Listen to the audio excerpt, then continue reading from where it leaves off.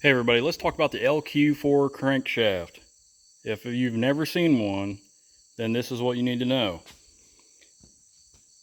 This is the extended length crankshaft specifically from the LQ4. I ended up with a 5.3. The crank was bad in it. I had a 6-liter LQ4.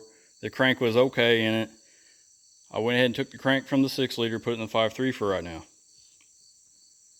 The only difference is right here, this extended length. So let me show you a factory 5.3 crankshaft. All right, you see the difference? It's not sticking out near as much. The LQ4 crankshaft is 400 thousandths longer. So what does that mean to you?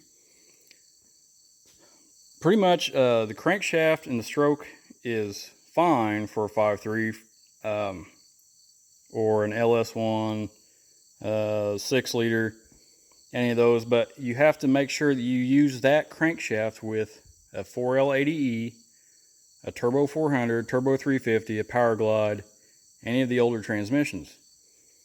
So how did I make the LM7 work with the shorter crankshaft? Well, let's look. This is a 400 thousandth spacer, and this is factory, General Motors factory spacer. All right.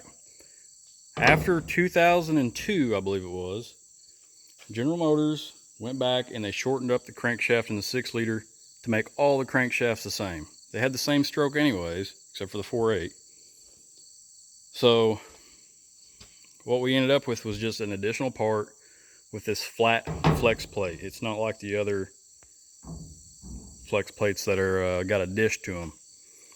So with the factory spacer, and you can buy these on eBay, they're on there all day long, you end up with the longer bolts.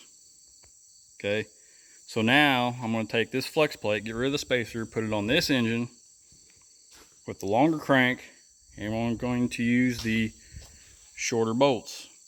The crank is threaded all the way to the back. So for the LQ4 crankshaft, flex plate only, short bolts.